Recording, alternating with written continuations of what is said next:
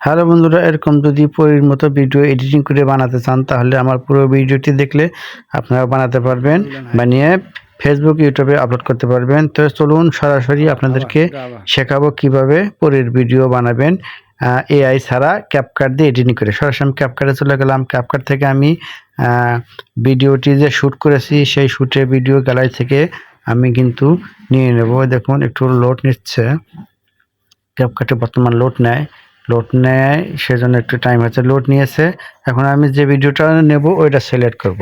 Select করে ক্যাপকাটে নিয়ে আসলাম। ক্যাপকাটে নিয়ে এসে দেখুন আমি ভিডিওটি আপনাদেরকে প্লে করে দেখাবো। তো দেখুন আমি কিভাবে শ্যুট নিয়েছি, এরকমভাবে আপনারা শ্যুট নেবেন। শ্যুট নিয়ে আপনাদেরকে শেখাচ্ছি, কিন্তু অবশ্যই মনোযোগ দিয়ে দেখবেন। তো শ্যুট নেওয়া শেষ হয়ে গেলে শ্যুটের কিন্তু কিছু আশেপাশে বাড়তি অংশ থাকে, সেগুলো কিন্তু আমাকে ডিলিট করে দিতে হবে। তো এরকমভাবে আপনারা 15 সেকেন্ড 16 সেকেন্ড শ্যুট নেবেন, নিয়ে এবার যেটুকু বাড়তি অংশ থাকে স্পিডে চাপ দিয়ে এই যে ডিলিট করে দেবেন। দেখুন যতটুকু আমার দরকার ওইটুকু রেখে বাকি অংশ কিন্তু আমি ডিলিট করে দেবো। দেখুন আমি লোগোটুকু সব ডিলিট করে দিচ্ছি।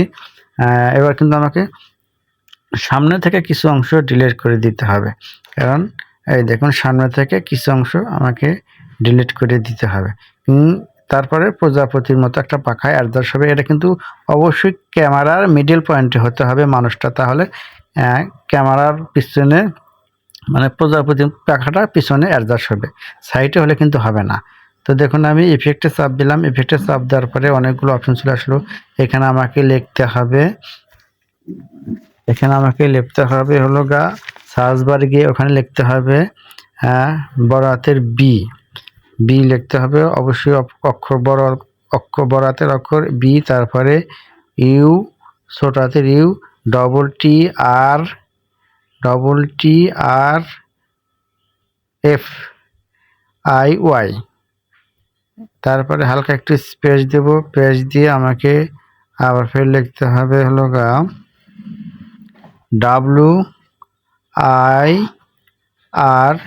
WIRGS। এটা লিখে